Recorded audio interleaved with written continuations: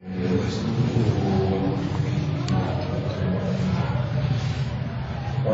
بالله من شرور أنفسنا ومن سيئات أعمالنا من يهده الله فلا مضل له ومن يضلله فلا هادي له ونشهد أن لا إله إلا الله وحده لا شريك له ونشهد أن سيدنا ومولانا محمدا عبده ورسوله صلى الله تعالى على خير خلقه محمد وعلى آله وأصحابه ومن تبعهم بإحسان إلى يوم القيامة. أما بعد فأعوذ بالله من الشيطان الرجيم. بسم الله الرحمن الرحيم. إن الذين يحبون أن تشيع الفاحشة في الذين آمنوا لهم عذاب أليم في الدنيا والآخرة والله يعلم وأنتم لا تعلمون. صدق الله العظيم.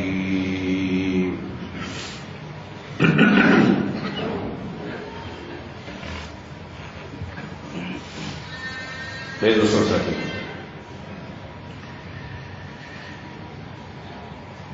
قرآن کریم میں اللہ تبارک و تعالی نے سورہ نور کی آیت نمبر 19 میں ارشاد فرمایا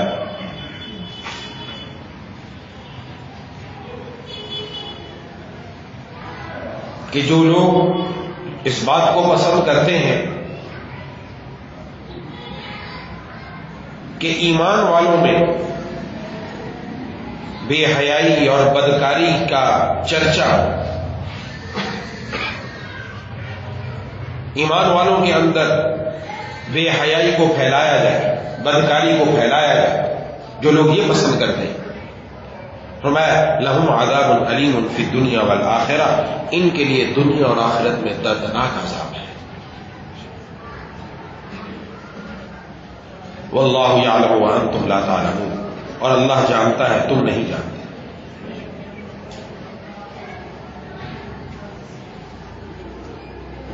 اللہ تبارک و تعالیٰ خود پاک ہے. ایک حدیث شریف میں محبوب کبریا خاتم الانبیاء سرکار دو عالم صلی اللہ علیہ وسلم نے ارشاد فرمایا کہ جب اللہ کے راستے میں خرچ کرنے کی باری آئی اور اس کے متعلق آپ نے ارشاد فرمایا اللہ کے راستے میں پاک مال خرچ کرو، کیونکہ اللہ پاک ہے، پاک مال کو قبول فرماتے ہیں، حرام مال کو قبول نہیں فرماتے. تو اللہ پاک ہے، پاکیزگی کو پسند فرماتے ہیں. محبوب کبریا خاتم الانبیاء سرکار دو عالم صلی اللہ علیہ وسلم بھی پاک ہے، پاکیزگی کو پسند فرماتے ہیں.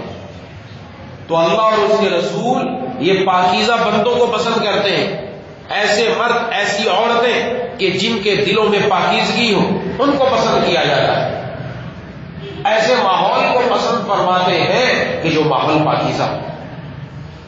اسی لیے تو قرآن کریم کی اس آیت میں ارشاد فرمایا کہ جو مسلمانوں کے اندر، ایمان والوں کے اندر، ایمان والوں کی بات ہو رہی ہے، غیروں کے اندر تو بے حیائی، فحاشی، بدکاری سب کچھ ہے، لیکن ایمان والوں میں جو بندہ یہ چاہے کہ ان میں بھی بدکاری پھیل جائے، ان میں بھی اللہ تبارک و تعالیٰ کی نافرمانی اور بے حیائی پھیل جائے، تو پھر ایسے لوگوں کے لیے دنیا اور آخرت میں دردناک عذاب ہے. یہ سوچنے کی بات ہے، بڑی اہم بات ہے کہ ایمان والوں کے اندر جو یہ حرکت کرے گا اس کی دنیا بھی برباد ہے، آخرت بھی برباد ہے. اس بات کو تھوڑا سا میں سمجھانے کے لیے چند باتیں عرض کر دوں. اللہ تبارک و تعالیٰ نے ہمیں جو جسم عطا فرمایا، اس جسم میں سب سے اہمیت، سب سے زیادہ اہمیت وہ دل کی.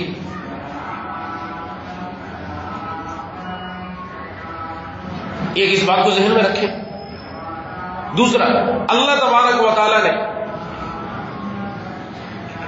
جو انسان کو عمر عطا فرمائی، اس عمر کے 3 دور گزرتے ہیں.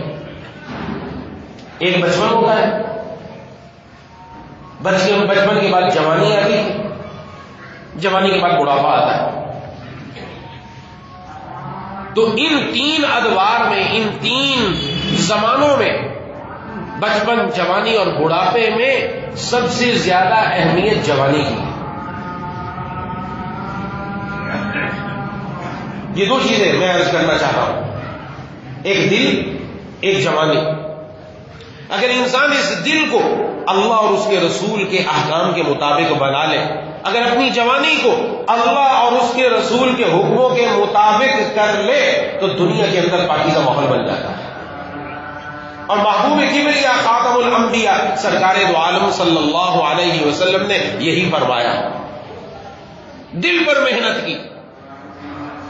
اور جب دل انسان کا بن جاتا ہے تو پھر پوری زندگی اور پورا گھر اور پورا ماحول اور پورا معاشرہ بن جاتا ہے.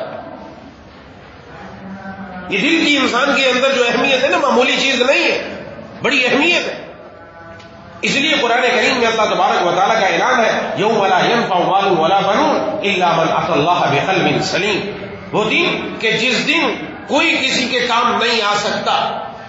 دنیا میں انسان کے کام آتا ہے اس کا مال، کہیں پھنس گیا، پیسہ دے کر جان چھڑوا لی، پیسہ دے کر اپنے حق میں فیصلہ کروا لیا، اپنا مال و دولت خرچ کر دیا، اپنے آپ کو بچا لیا. یا کہیں اولاد، بیٹے کام آتے ہیں کہ بیٹے باپ کا سامنے آ کر کھڑے ہو جاتے ہیں، باپ تک پہنچنے نہیں دیتے، باپ کی مدد کرتے ہیں، باپ کی ہر طریقے سے مدد کر کے باپ کو تکلیف اور پریشانی سے نکالتے ہیں. اللہ کا اعلان ہے، یہ چیزیں جو دنیا میں تمہارے لیے فائدہ مند تھی، نہ مال فائدہ دے گا، نہ اولاد فائدہ دے گی، الا من اتى اللہ بقلب سلیم، مگر وہ بندہ جو قلب سلیم، صاف ستھرا، بھلا چنگا دل لے کر آئے، جو دل لے کر آئے. کیونکہ اللہ کی نظر اس دل پر ہے. اس لیے حدیث شریف میں ارشاد فرمایا، ان اللہ لا ينظر الى صوركم واموالكم، اللہ نہ تمہاری صورتوں کو دیکھتے ہیں، اللہ نہ تمہارے مال کو دیکھتے، کتنا مال ہے، کتنا خوبصورت ہے، اللہ کسی کو نہیں دیکھتے. بلکہ ایک حدیث میں اللہ نہ تمہارے اعمال کو دیکھتے، فرمایا اللہ تمہارے دل کو دیکھتے کہ دل کیسا لے کر آیا. اللہ کی نظر دل پر. دنیا کی نظر ہمارے چہرے پر ہے، دنیا کی نظر ہمارے لباس پر ہے، دنیا کی نظر ہمارے جوتے پر ہے. ہم اس کے بنانے کی فکر میں ہیں کہ لوگوں کے سامنے میں پسند آ جاؤں، لوگوں کے سامنے میں اچھا لگ جاؤں، اس لیے اپنے چہرے کو بنانے کی فکر کرتا ہے. اس لیے اپنے جسم کو، اپنے کپڑوں کو، اپنے لباس کو، اپنی پوشاک کو، اپنے بالوں کو، سر سے لے کر پاؤں تک اپنے آپ کو بناتا سنوارتا ہے انسان تاکہ وہ پسند آ جائے. لیکن اللہ فرماتے ہیں اللہ ان کسی کو نہیں دیکھتے، اللہ تو تمہارے دل کو دیکھتے ہیں کہ دل میں کیا لے کر آیا ہے. اس کی نظر اس پر. کیوں؟ اس لیے کہ اللہ بادشاہوں کے بادشاہ ہے، وہ بادشاہوں کے بادشاہ ہیں. انسان کے جسم میں، پورے جسم میں یہ جتنے بھی اعضاء ہیں، ہاتھ پاؤں بھی ہیں، سر بھی ہے، ساری چیزیں ہیں، ان سب میں جو جسم کا بادشاہ ہے وہ دل ہے.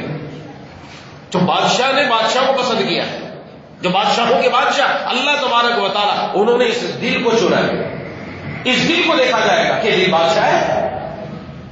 جو کوئی بھی انسان کام کرتا ہے، ایسا نہیں ہے کہ ہم نے کہا جی ہم نے اپنے ہاتھوں سے کام کر لیا، اپنے پاؤں سے کام کر لیا، چل پڑے. اس کا پہلے دل میں خیال آتا ہے، دل آڈر دیتا ہے. الحمدللہ اللہ نے کرم نوازی فرمائی، مہربانی فرمائی، آج ہم جمعے کے لیے مسجد میں پہنچے تو جو چل کر آئے پہلے دل میں خیال آیا. دل نے کہا کہ جمعہ پڑھنا ہے آج، اس لیے اس نے آرڈر دیا، ہمارے جسم نے حرکت دی، ہاتھوں کو حرکت ہوئی، ہم نے نہایا دھویا، کپڑے پہنے، پاؤں کو آرڈر دیا، چل پڑے اور الحمدللہ مسجد میں آ کر پہنچ گئے. یہ دل کے اندر اچھے جذبات، اچھے خیالات کا نتیجہ ہے کہ الحمدللہ یہاں پہنچے. یہ دل آرڈر دیتا ہے، بادشاہ ہے، معمولی چیز نہیں. اس لیے جناب نبی کریم صلی اللہ علیہ وسلم نے یہ بھی ارشاد فرمایا کہ جسم کے اندر ایک ٹکڑا ہے، ان فی الجسد مضغہ، جسم میں ایک ٹکڑا ہے، اگر وہ ٹھیک ہو جائے پورا جسم ٹھیک ہو جاتا ہے، اگر وہ خراب ہو جائے پورا جسم خراب ہو جاتا ہے. الا وہی القلب، خبردار بات توجہ سے سن لو، وہ ٹکڑا دل ہے. دل، پورے جسم، ہمارے جسم کا دار و مدار سارا دل پر ہے. ہماری جسمانی زندگی بھی دل پر موقوف ہے، ہماری روحانی زندگی بھی دل پر موقوف ہے. جسمانی زندگی جب تک دل ٹھیک ٹھاک کام کر رہا ہے بندہ چلتا پھرتا ہے، دل نے کام کرنا بند کر دیا بندہ دنیا سے رخصت ہو گیا کہ دل ہی کام نہیں کر رہا، ختم ہو گیا. ہماری روحانی زندگی، ہماری اندرونی زندگی یہ بھی اسی دل پر موقوف ہے. دل اگر تگڑا ہے، جسم بھلے کمزور ہو جائے لیکن یہ اللہ کے حکموں پر عمل کرنے کے لیے تگڑا رہے. لیکن دل اگر بیمار پڑ گیا تو کام خراب ہو جائے. اس سے یہ بھی چند باتیں میں نے عرض کی اس بات کو سمجھانے کے لیے کہ دل کی کتنی اہمیت ہے. اس لیے جناب نبی کریم صلی اللہ علیہ وسلم دعا کرے یا مقلب القلوب یا مقلب القلوب ثبت قلبی علی دینک، اے دلوں کے پلٹنے والے میرے دل کو دین پر ثابت قدم رکھیے. دل کو جب دل ثابت قدم رہے گا تو انشاءاللہ اعمال بھی سیدھے رہیں گے. یہ دل پھر گیا تو ختم ہو جائے گی کہانی. اب یہ دل کیسے پھرتا ہے، کیا ہوتا ہے؟ اللہ نے انسان کو جو جسم عطا فرمایا، ہم میں سے ہر انسان کو جو اعضاء دیے ہیں اس کی کچھ غذا ہے دنیا میں ہے. جسم کی غذا کیا ہے؟ ہمارے جسم کی غذا، منہ کی غذا کیا ہے؟ ہم کھانا کھاتے ہیں، اس سے لذت حاصل کرتے ہیں.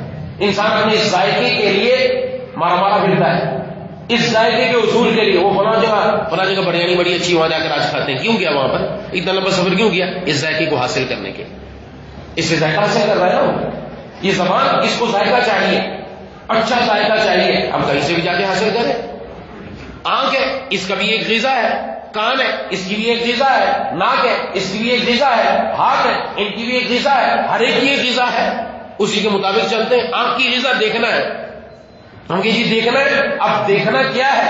کوئی گندی چیز دیکھ کر اپنے آپ کو برا کرتا ہے، کوئی اچھی چیز دیکھ کر اپنے اللہ کا قرب حاصل کرتا ہے. اس سے دیکھنا ہے، اس کو چاہیے دیکھنا کوئی چیز دکھاؤ، یہ اس کو گندی چیزیں دکھا دی، گندی فلمیں دکھا دی، یوٹیوب اور فیس بک کی گندگیوں پر جا پڑا، بے حیائی اور رجانی اور فحاشی اور بدکاریوں کی جگہ پر جا پہنچا اور اپنی نظر سے اس کو دیکھنے لگا. یہ اپنے گند کو اندر لے رہا ہے، یہ اپنی آنکھ کو لذت دے رہا ہے، لیکن اس کا نتیجہ بڑا بھیانک نکلنے والا ہے. یہ گند لے کر کیا مرضی ہے اس کی، آنکھ سے اچھا دیکھے یا برا دیکھے، اس نے گندی غذا دی اپنے آپ کو. اور ایک وہ مومن بنتا ہے، ایک وہ اللہ کا پیارا بنتا ہے، وہ بھی جوان ہے، اس کے بھی دل میں تقاضے اٹھتے ہیں، وہ بھی دنیا میں رہتا ہے، اس کے پاس بھی ساری چیزیں موجود ہیں، اس کے پاس بھی اسباب ہے، لیکن وہ غم کی طرف نہیں جاتا. وہ اپنی نظر سے اپنے رب کا قرآن دیکھتا ہے، وہ اپنی نظر سے اپنے محبوب کبریا خاتم الانبیاء جناب نبی کریم صلی اللہ علیہ وسلم کا روضہ دیکھتا ہے. وہ اپنی نظر سے مکۃ المکرمہ مسجد حرام میں پہنچ کر رب کے بیت اللہ کا دیدار کرتا ہے. وہ اپنی نظر سے اپنے ماں باپ کو دیکھ کر ایک مقبول حج اور عمرے کا ثواب حاصل کرتا ہے. یہ نظر ہے نا، یہ نظر اس کی غذا دیکھنا، اس کو بس مزہ چاہیے دیکھنے کا. گندا مزہ دے دے تو بھی دے سکتے، اچھا مزہ دے دے تو بھی دے سکتے، جو جیسا چاہے مزہ دے دے، لیکن غلط مزہ دے گا پکڑ ہوگی. اچھا مزہ دے گا جو رب کے حکموں کے مطابق ہے، دنیا بھی بنے گی آخرت بھی بنے گی. ایسے ہی انسان کی زبان، یہ بتا دیا اس زبان کا بولنا، اس کو بولنے میں مزہ آتا ہے. کیا بولنے؟ اس سے اچھا کلام کر سکتا ہے، اس سے برا کلام بھی کر سکتا ہے، اس سے دوسرے کی غیبت کی، چغلی باندھی، بہتان باندھا، اس زبان سے نعوذ باللہ گانا گانے لگا، اس زبان پر گندے اشعار لانے لگا. دل کو مزہ آ رہا ہے، زبان کو بظاہر مزہ محسوس ہو رہا ہے، لیکن نہیں، جو اللہ کا فرما بردار ہے، جو اللہ کا پیارا ہے، جو رب کی طرف آ گیا، وہ اس زبان سے رب کے قرآن کی تلاوت کرتا ہے کہ زبان بھی میٹھی ہو جاتی ہے. وہ اللہ کے ذکر کرتا ہے جس سے اس کے دل میں اللہ کی محبت پیدا ہو جاتی ہے. وہ اس زبان کو اچھا استعمال کرتا ہے، رب کے قرآن کی باتیں، اپنے محبوب صلی اللہ علیہ وسلم کی باتیں بیان کرتا ہے، دوسروں کو بتاتا ہے. یہ زبان کا صحیح استعمال ہے، یہ اس کی غذا ہے. ایک ایک جز کی بات کروں گا، بات لمبی ہو جائے گی. ایک ایک جز کی غذا ہے، آنکھ کی بھی غذا ہے، زبان کی بھی غذا ہے، ہاتھ پاؤں کی بھی غذا ہے. ہر ایک کی غذا اچھی بھی دے سکتے، بری بھی دے سکتے. اسی طریقے سے انسان کے اپنے جسم کی غذا ہے. اس جسم کو غذا چاہیے، صبح کا ناشتہ، دوپہر کا کھانا، رات کا کھانا. غذا اچھی ہوگی جسم تگڑا ہوگا، غذا خراب ہوگی جسم برباد ہو جائے گا، پیٹ خراب ہو جائے گا، انسان کمزور ہو جائے گا. اگر اچھا کھانا کھلاتا ہے جسم تگڑا ہوتا جاتا ہے. کسی دن اگر باسی کھانا کھا لیا، اگر جلی ہوئی روٹی کھا لی، اگر جلا ہوا سالن کھا لیا، اگر کوئی ایسی چیز کھا لی جو صحیح طور پر پکی ہوئی نہیں تھی، پیٹ خراب ہو گیا، موشن ہو گئے، وہی چیز خرابی کا باعث بن گئی. یہ سمجھ لے غذا اچھی ہوگی جسم اچھا ہوگا، غذا خراب جسم خراب. اب آ جائے دل پر، جو دل بادشاہ ہے سب کا. یہ دل کی غذا سب سے اللہ نے الگ رکھی کیونکہ یہ بادشاہ ہے، اس کی غذا اللہ تعالی نے محبت رکھی ہے، اس کو محبت کرنی ہے. اس لیے خالد صاحب فرماتے دل بحر محبت ہے، یہ محبت ہی تو کرے گا. دل بحر محبت ہے، یہ محبت ہی کرے گا. لاکھ اس کو تو بچا، کسی پہ تو مرے گا. اسے محبت کرنی ہے، اس کی غذا محبت ہے. اب اب محبت اچھی دے دو، محبت گندی دے دو، دونوں چیزیں دنیا کے اندر موجود ہیں. اگر گندی غذا دی اس دل کو، دل خراب ہو گیا، دل برباد ہو جائے گا. اگر اچھی غذا دے دی، دل اچھا ہو جائے گا. اس کو دنیا کی محبت دے دی، اس کو کسی اچھی شکل و صورت والی لڑکی کی محبت دے دی، گندی فلموں کی محبت دے دی، گندی چیزوں کی محبت دے دی. اس کو محبت ہوتی، اب اس کا شوق ہے رات بھر یہ رب کے سامنے نہیں کھڑا ہو سکتا، یہ سجدے میں نہیں جاتا، یہ تلاوت نہیں کرتا، یہ رات بھر گندی موویاں دیکھتا ہے، اپنے موبائل کے اندر گندی چیزیں دیکھ کر اپنے دل کو وہ حلاوت دے رہا ہے، نعوذ باللہ، مزہ دے رہا ہے، نعوذ باللہ، سمجھ رہا مزہ آ رہا ہے، حالانکہ یہ مزہ نہیں ہے، یہ کوئی حلاوت نہیں ہے. ہم نے تو مزہ سمجھا نہیں کہ مزہ کہتے کس کو ہے، حلاوت کہتے کس کو ہے، مٹھاس کس کو کہتے ہیں. اور ایک وہ بندہ ہے جو اپنے دل کو غذا کس کی دیتا ہے؟ اپنے مولا کی محبت کی، اپنے اللہ کی محبت کی. جس اللہ نے پوری دنیا کے اندر محبت رکھی، جس اللہ نے پوری دنیا کے اندر حسن رکھا، یہ دنیا کے حسن پر نہیں مرتا بلکہ حسن کے خالق پر مرتا ہے. اس کی محبت اپنے دل میں لے کر آتا ہے، اور جس کے دل میں اپنے مولا کی محبت آ جاتی ہے اس کا دل تگڑا ہو جاتا ہے، اور جس کے دل میں غیر اللہ کی محبت آ جاتی ہے اس کا دل کمزور ہو جاتا ہے. اس لیے اللہ تعالیٰ نے جو ہمیں کلمہ نصیب فرمایا وہ تھا لا الہ الا اللہ. پہلے لا الہ ہے، لا کی تلوار ہے کہ کوئی معبود نہیں، غیر اللہ کو دل سے نکال دو، سب غیر، سب بت نکالو دل سے. غیر سے مراد صرف یہ نہیں کہ بت نکل جائے، اس سے مراد دل سے لڑکیاں بھی نکلے، دل سے گندی فلمیں بھی نکلے، دل سے ڈرامے بھی نکلے، یہ سب چیزیں دل سے نکل جائیں. الا اللہ، پھر دل میں لے کر اللہ کو آؤ. میرے مرشد عارف باللہ مجدد زمانہ حضرت اقدس حضرت مولانا شاہ حاجی محمد اختر صاحب نور اللہ مرکزہ فرمایا کرتے تھے لا الہ ہے مقدم کلمہ توحید میں، لا الہ ہے مقدم کلمہ توحید میں. غیر حق جب جائے ہے تب دل میں حق آ جائے ہے. جب دل سے غیر اللہ نکلتا ہے تب دل میں مولا آتا ہے. اب نتیجہ کیا نکلے گا؟ نتیجہ ہمارے سامنے، وہ میں عرض کر دیتا ہوں، ہر کوئی دیکھتا ہے. جس نے اپنے آپ کو لڑکیوں پر فدا کر دیا، جس نے اپنے آپ کو گند پر فدا کر دیا، جسم بظاہر تگڑا ہے، بڑی اچھی غذا کھاتا ہے، بریانی کھاتا ہے، مرغ کھاتا ہے، بڑا مستنڈا بنا ہوا ہے، بڑا پہلوان بنا ہوا ہے، دل کے اعتبار سے کمزور ہے. رات کو اکیلے کمرے میں بیٹھا ہوا گندی فلم دیکھ رہا ہے، اچانک بلی نے چھلانگ لگائی تو دل دھڑک جاتا ہے، فوراً اٹھ کے دیکھتا ہے کون آ گیا، کسی نے دیکھ تو نہیں لیا. اتنا کمزور ہے، بلی کی چھلانگ سے بھی اس کے دل پر اتنی کمزوری آ جاتی ہے، گھبرا اٹھتا ہے. لیکن جو اپنے دل کو مولا پر فدا کرتا ہے، جو اپنے دل میں اپنے اللہ کو لے کر آتا ہے، وہ بوڑھا ہو جائے، اس کی جسمانی زندگی جسم کے اعتبار سے بوڑھا ہو گیا، کمزور ہو گیا، 80 سال کا ہو گیا، 90 سال کا ہو گیا، آزاد ساتھ نہیں دیتے، لیکن اس کا دل ایسا تگڑا ہے، اس میں مولا کو لے کر آیا. یہ رات کو اٹھ کر اپنے رب کے سامنے تہجد بھی پڑھتا ہے، یہ 5 نمازیں بھی پڑھتا ہے، یہ تلاوت بھی کرتا ہے، یہ تسبیحات بھی کرتا ہے، یہ معمولات بھی کرتا ہے، اور یہ اللہ کے راستے میں اپنی جان بھی دے دیتا ہے. اس کا جسم بظاہر کمزور ہے لیکن دل تگڑا ہے. جس کا دل تگڑا ہوتا ہے تو پھر وہ دنیا کے اندر رب تعالی کی جب مان کر چلتا ہے، اللہ ساری دنیا پر اس کو بٹھا دیتے ہیں. میرا کمال عشق بس اتنا ہے اے جگر، میرا کمال عشق بس اتنا ہے اے جگر، وہ مجھ پہ چھا گیا، میں زمانے پہ چھا گیا. مولا کی محبت دل میں آ جائے. آج سب سے بڑی کوشش یہی کی جا رہی ہے کہ آج ہمارا دل غیر اللہ کے حوالے کر دیا جائے. آج سب سے بڑا حملہ یہ کیا جا رہا ہے، اور آج متاثر ہو رہی ہے ہماری نوجوان نسل، متاثر ہو رہے ہیں ہمارے افراد. وہ افراد جن کے اوپر ہماری ذمہ داریاں آنے والی ہیں، وہ افراد ہمارے متاثر ہوتے چلے جا رہے ہیں. ابھی صرف میں نے یہ دل کے بارے میں عرض کیا. دل کی کیفیت یہ ہے. اور جوانی رب تعالیٰ نے جو دی، یہ جوانی بڑی چیز ہے، کوئی معمولی چیز نہیں ہے. جوانی کے بارے میں کل قیامت والے دن الگ سے سوال ہونے والا ہے. ایسا نہیں ہے کہ جوانی کیسے بھی گزار دو. حدیث شریف میں جب تک قیامت کے دن 5 سوال ہوں گے، 5 سوالات کا جب تک جواب نہیں دے گا کوئی اپنا قدم بھی نہیں ہٹا سکتا. نمبر 1 زندگی کے بارے میں سوال ہوگا. پوری زندگی تو نے کہاں گزاری؟ زندگی کے اندر بچپن بھی آیا، زندگی میں جوانی بھی آئی، زندگی میں بڑھاپا بھی آیا. زندگی کا سوال تو ہوا، لیکن دوسرا سوال خود جوانی کے بارے میں ہوگا. جوانی کہاں پرانی کی تو نے؟ ہم نے تو جوانی جیسی نعمت دی تھی. کیونکہ جوانی وہ ہوتی ہے در جوانی توبہ کردن. جوانی کے اندر توبہ کرنا یہ جو کام ہوتا ہے یہ شیروں کا کام ہوتا ہے. یہ جوانی کے اندر توبہ کر لینا، جوانی کے اندر مولا کی طرف آ جانا، جوانی کے اندر اپنے اللہ کو راضی کر لینا، یہ بڑا زبردست کام ہوتا ہے. بوڑھا ہو کر تو پھر شیر بھی شکار کرنا چھوڑ دیتا ہے. یہ پیغمبروں کا طریقہ ہے، جوانی اپنے رب پر فدا کرتے ہیں. تو جوانی کے بارے میں سوال، اس لیے حدیث میں فرمایا کل قیامت والے دن جب کسی چیز کا سایہ نہ ہوگا سوائے اللہ کے عرش کے، اللہ اپنے عرش کے نیچے 7 خوش نصیب انسانوں کو جگہ دیں گے. اور اللہ کا اپنے عرش کے نیچے جگہ دینا اس بات کی علامت ہے یہ سارے بندے اللہ کے مقبول بندے ہیں، ان سے پھر حساب و کتاب نہیں ہوگا، اللہ ان کو جنت میں داخل فرما دیں گے.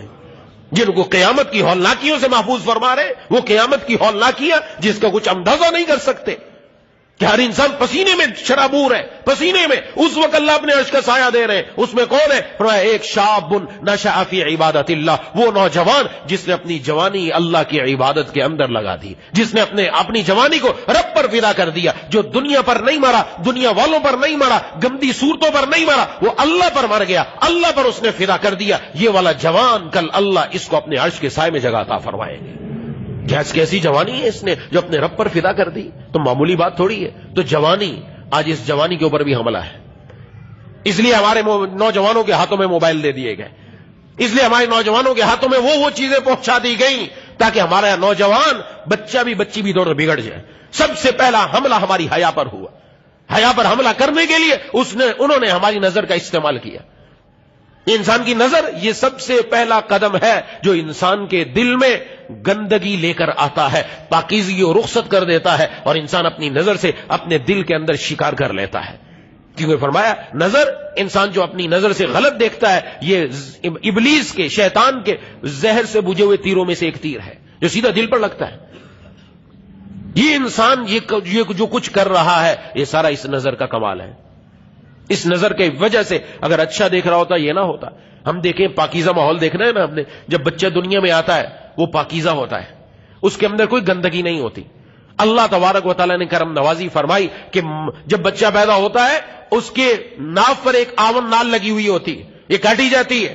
اللہ تبارک و تعالیٰ نے ماں کے پیٹ میں اس بچے کی حفاظت کی۔ میرے پیر و مرشد عارف باللہ مجدد زمانہ حضرت اقدس حضرت مولانا شاہ کی محمد اختر صاحب نور اللہ مرکزو فرماتے، اللہ چاہتے تو ماں کے پیٹ میں اس کو منہ کے ذریعے بھی غذا دے سکتے تھے، لیکن اللہ نے آون نال لگا کر ناف کے ذریعے سے غذا دی، اس لیے کہ اللہ تبارک و تعالیٰ جانتے تھے اس بندے نے دنیا میں آ کر میرا نام لینا ہے تو میں ماں کے پیٹ میں بھی اس کے منہ کو پاک رکھوں۔ کیسا اللہ نے پیار فرمایا۔ اور اللہ مرومی رحمہ اللہ تو فرماتے، ارے اے انسان تو کیا سوچتا ہے، اگر تو اپنی زبان کو 1,00,000 مرتبہ مشک سے دھوتا، گلاب سے دھوتا، تب جا کر تجھے اجازت ملتی کہ تو اپنے اس منہ سے، اپنی زبان سے اللہ کا نام لے۔ اللہ کا نام اتنا بڑا ہے، معمولی نام نہیں ہے۔ اللہ جو نام لینے کی توفیق عطا فرمائے تجھے، یہ اللہ تبارک و تعالیٰ کی کرم نوازی اور مہربانی ہے، ورنہ وہ اتنے پاکیزہ ہے کہ ان کے نام کو لینے کے لیے زبان کو لاکھوں مرتبہ پاک کرنا پڑتا۔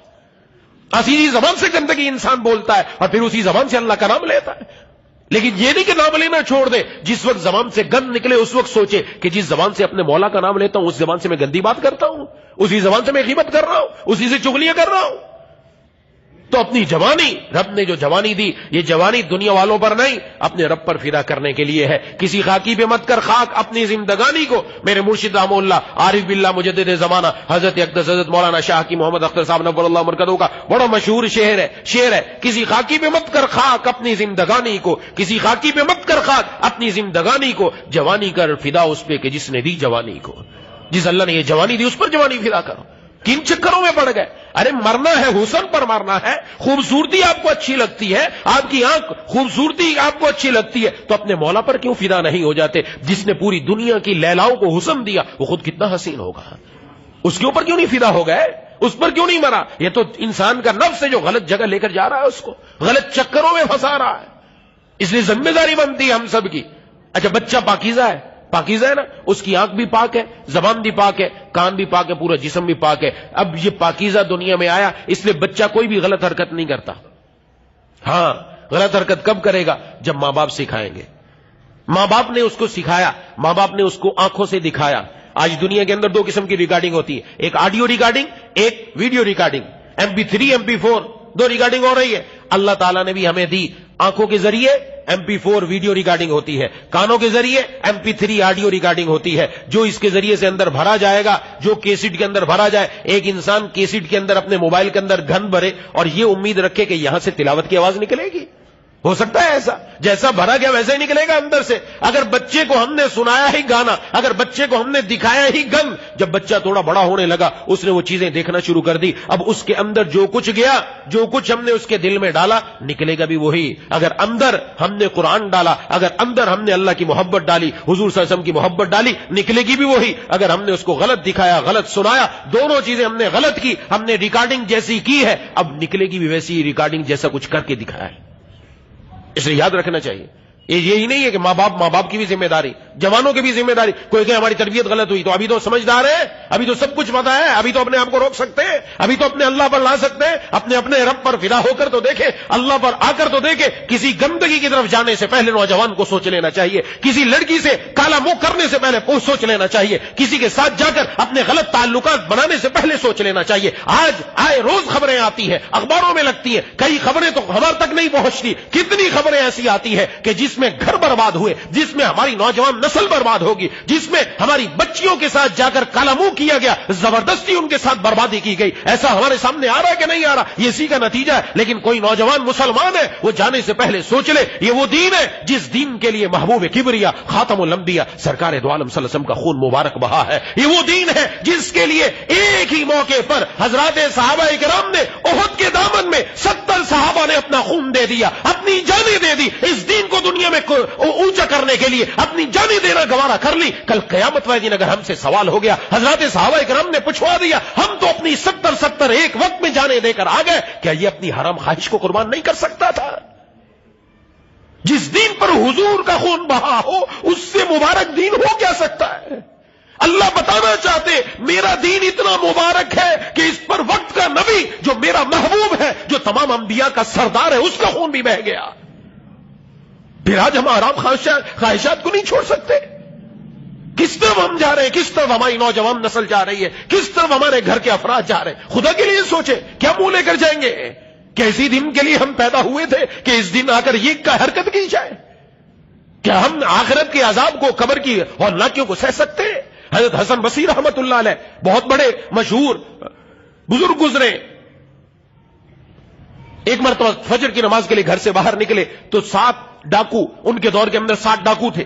بہت ہی غل غپڑا مچا رکھا تھا, بڑی تباہی مچا رکھی تھی, ہر طرف ان کا شور تھا, کوئی پکڑ نہیں سکتا تھا, بہت بہادر تھے. باہر نکلے, وہ 7 بندے سامنے کھڑے, آ گئے, آ کر گر گئے قدموں میں حضرت حسن بصری رحمہ اللہ کے, وہ جو ڈاکوؤں کا سردار تھا, اور کہا توبہ کرا دیجئے مجھے, میں اللہ کا پیارا بننا چاہتا ہوں. اور پھر بتایا میں وہی ہم 7 آدمی ہیں جنہوں نے اس وقت پورے علاقے کے اندر کوہرام مچا رکھا ہے. ہم ہیں ڈاکہ ڈالنے والے, ہم ہیں یہ بربادی کرنے والے, آج تک کوئی پکڑ نہیں سکا, لیکن آج ہم توبہ کرنے کے لیے آ گئے. حضرت حسن بصری رحمہ اللہ نے پوچھا بات کیا ہے؟ کہ بات یہ ہے, چند دن پہلے میں ڈاکہ ڈالنے کے لیے جا رہا تھا, اچانک میرا پاؤں ایک چنگاری پر پڑا, رستے میں کوئی چنگاری تھی آگ کی, اس پر پڑا تو پڑتے ہی میرا پاؤں نیچے سے جلا, تو مجھے شدید تکلیف ہوئی. بس اسی وقت دل میں آیا کہ ارے تو دنیا کی آگ نہیں سہ سکتا تو آخرت کی آگ کو کیسے سہے گا, اس کو کیسے برداشت کرے گا؟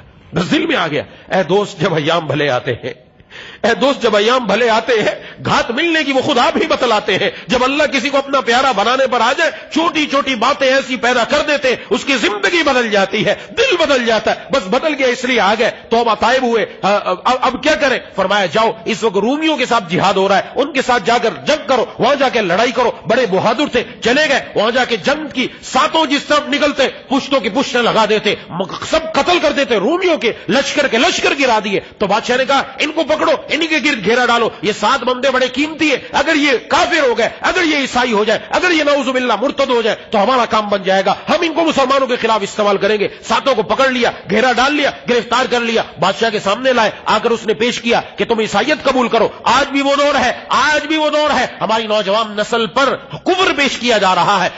بچی کے چکر میں, حسن کے چکر میں, پیسے کے چکر میں, شادی کے چکر میں ہمارا نوجوان اپنا ایمان خدا نخواستہ بیچ رہا ہے. اپنا ایمان بیچ کر وہ قادیانی بن رہا ہے, وہ احمدی بن رہا ہے, وہ آغا خانی بن رہا ہے, وہ اللہ تبارک و تعالیٰ کے دین سے پھر کر مرتد بن رہا ہے. نعوذ باللہ. آج وہ دور ہے جب ہمارے ایمان پر حملہ ہو رہا ہے. میں پہلے عرض کر چکا, آج کا دور معمولی نہیں. اپنے ایمان کی حفاظت کر کے اپنے ساتھ قبر میں لے جانا بڑی خوش بختی کی علامت ہے, نیک بختی کی علامت ہے. بہرحال اس نے 7 کو پکڑا, ایک ایک پر پیش کیا, کوئی بھی لانے کے لیے اس کی بات سننے کے لیے تیار نہیں ہوا, سب جمے رہے. اس نے کہا کہ ایک بڑا کڑھا لے کر آؤ, اس میں تیل ڈالا گیا, اس کو آگ جلائی گئی, اور پورا جب تیل کھولنے لگا, آپ اندازہ لگا لیں پکوڑوں والوں کے پاس جا کر, پکوڑا ڈالتے ہی اندر کیا بن جاتا ہے. ایک آدمی کو پکڑ کے لایا کہ تو ایمان چھوڑتا ہے کہ نہیں چھوڑتا؟ کہا نہیں چھوڑتا. اس کو اٹھا کر ڈالا, ڈالتے ہی 1 منٹ کے اندر وہ بھن گیا. لیکن بھنتے بھنتے اس نے کہا خدا کی قسم تم گواہ رہو, تم نے ایمان کو نہیں چھوڑنا. اللہ نے مجھے وہ منظر دکھایا جو اس سے بھی کہیں زیادہ بہتر ہے.